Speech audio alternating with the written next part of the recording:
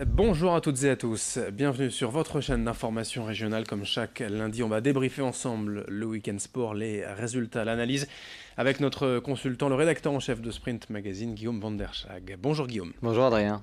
Alors ce week-end a bien évidemment été marqué par la Coupe Davis. Certes, les Bleus de Yannick Noah ont perdu, mais ce fut quand même une belle fête populaire. On va tout de suite commencer avec cette page tennis. Ouais, une belle fête et puis c'est la dernière. Voilà. Là, la Coupe Davis en a terminé avec son format originel et je pense on reverra pas la Coupe Davis de sitôt. Donc ça a été une belle fête gâchée parce que forcément la victoire n'est pas au bout. Les Bleus de Yannick Noah n'ont pas réussi à conserver leur couronne décrochée l'an dernier face aux Belges. Mais on va prendre un peu de recul.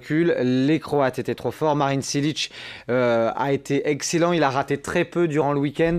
Ça reste un des meilleurs serveurs au monde. Et puis on l'a vu, même si Lucas Pouille dans le dernier simple, celui qui pouvait maintenir en vie l'équipe de France, eh bien même s'il a réussi à presque faire jeu égal dans le premier set, Marin Cilic était un ton au-dessus. Il a fait très mal aux joueurs de Lone Plage avec son coup droit, notamment coup droit décroisé. Et puis forcément, une fois que le premier set avait été perdu lors de ce premier simple de la dernière journée, eh bien on sentait que le cœur y était moins, notamment du côté des supporters. Et Lucas Pouille y croyait un petit peu moins aussi. Donc il faut reconnaître la supériorité des Croates et il faut aussi remercier tous les supporters nordistes qui ont beaucoup donné de la voix durant ces 3 jours dans un stade de Pierre-Mauroy qui était bien garni, près de 27 000 personnes ce dimanche. Donc c'était une belle fête du tennis et puis au revoir la Coupe Davis. On n'est pas près de la revoir dans les parages. Donc on aura bien profité, on le rappelle, 5 rencontres de Coupe Davis en l'espace de 4 ans avec quand même sur les 4 années une belle victoire l'année dernière face aux Belges. Merci voilà pour cette page tennis. On va enchaîner tout de suite avec l'actualité un peu plus régionale évidemment. Le LOSC qui jouait hier en Ligue 1 et une défaite, je crois que c'est la troisième match sans victoire là en championnat. Alors la troisième rencontre sans victoire en championnat, le quatrième match sans victoire, toute compétition confondue. Donc on peut le dire, le LOSC marque le pas. Maintenant, est-ce qu'il faut leur jeter la pierre? Est-ce qu'il faut s'inquiéter? Pas forcément, parce que sincèrement, face aux Aiglons de Nice, les Dogs avaient plutôt pris le match dans le bon sens.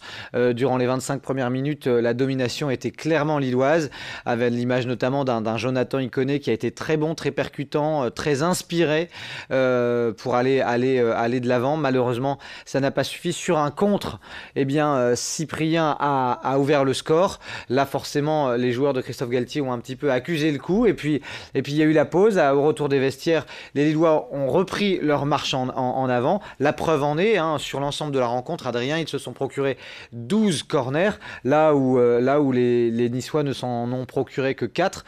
Mais ça n'a pas suffi. Ils ont continué à pousser. Et puis à nouveau, contre la dynamique de la rencontre, il y a eu un très bon contre avec une magnifique passe de Balotelli qui a permis à Saint-Maximin de doubler la mise. Et là, on sentait que le cœur n'y était plus, franchement, du côté des Dogs, qui ont eu plus de possession que les Niçois sur ce match. Mais malheureusement, une défaite au final, 2-0. Du coup, parce que Lyon a réussi à battre Saint-Etienne dans le derby et parce que Montpellier a fait match nul face à Rennes, 2 buts partout, et bien du coup le LOSC a chuté du podium ce week-end à l'issue de la 14e journée. Alors est-ce qu'il faut s'en inquiéter? C'est ce que j'allais vous demander, figurez-vous. Alors oui et non.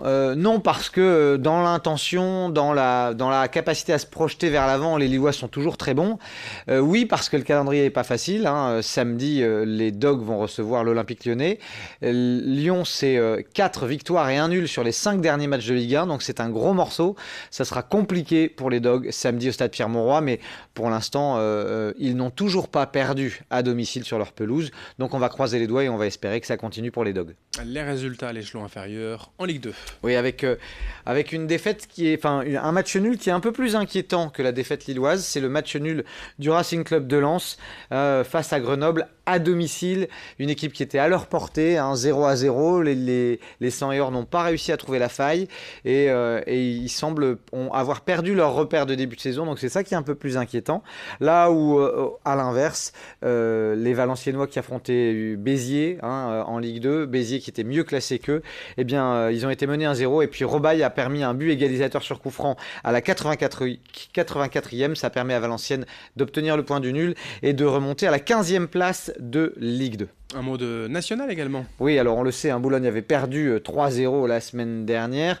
Dunkerque avait un petit coup à jouer vendredi soir. Eh bien, ils l'ont joué, franchement, ce coup. Ils ont réussi à gagner à l'extérieur face à Cholet, une équipe mieux classée qu'eux. 3-1, c'est une victoire qui fait grand bien aux joueurs de l'USLD. Le foot féminin. Là c'est malheureusement une mauvaise nouvelle pour les joueuses lilloises. Défaite face à un concurrent direct, l'équipe de Metz, une défaite 2-0. Et résultat, les Lilloises qui n'ont pour l'instant engrangé qu'une seule victoire en championnat sont avant-dernières de première division. On ferme donc cette page football pour en ouvrir une autre avec le basket. Le basket, rapidement, pour vous dire qu'il y a eu une défaite du Portel à Bourg-en-Bresse 89-84. Les joueurs américains, notamment du Portel, ne sont pas forcément en réussite en ce moment et ça se ressent au niveau des résultats. On le rappelle, le BCM Gravelines Dunkerque s'était imposé jeudi dernier. C'était face à Chalon-Reims de mémoire. On va dire aussi un petit mot de Pro B pour vous dire qu'il y a eu une défaite de Denain à domicile 63-73 face à Orléans. En revanche, très très bon match à domicile au Palais Saint-Sauveur des joueurs du LMBC, les Lillois qui ont battu Nancy, pourtant 3e de Pro B, sur le score de 74-70, avec notamment un excellent match de Rémy Koun, 19 points, et puis de Rakim Buckles, l'autre américain, 17 points. De l'athlétisme avec du trail notamment et à Castel. Si je puis juste me permettre, en basket féminin, LFB, Saint-Amand et le SBVA qui ont perdu à l'extérieur ce week-end. Fallait bien le noter. Du basket, on vient de le dire, du trail en athlétisme. Ouais, de la course à pied avec le Cassel Urban Night, plus de 1000 participants et puis quelques centaines en liste d'attente, donc c'est dire le beau succès de cette première édition. Julien Decuit s'est imposé en 52 minutes 26, et puis du côté du cross du Bois-Florimont, c'est le sociétaire du club Villeneuvois, la CVA, Benjamin Delecroix, qui s'est imposé en un peu plus de 26 minutes. Du volleyball à présent. Oui, alors pour terminer en volleyball, défaite de Tourcoing à 7-3, 7-2. C'était un match très très serré qui s'est conclu lors de l'ultime manche, 15-13 je crois, lors du 5e set. Cambrai qui continue de nous surprendre, Cambrai qui gagne au Plessis-Robinson à l'extérieur, 3-7-2. Ils sont toujours bien installés les Cambraisiens sur le podium de la Ligue B. Et une dernière information, waterpolo. Oui, alors pour vous dire qu'il y a eu une défaite de Douai face à Montpellier à domicile, 7-14. En revanche, les enfants de Neptune à la piscine Tourcoing-les-Bains ont battu Reims 14-9. Et puis dernière info volley pour vous dire qu'en volley féminin, une victoire qui a fait du bien aux Marquoises en première division. Elles ont battu Quimper 3-7-1.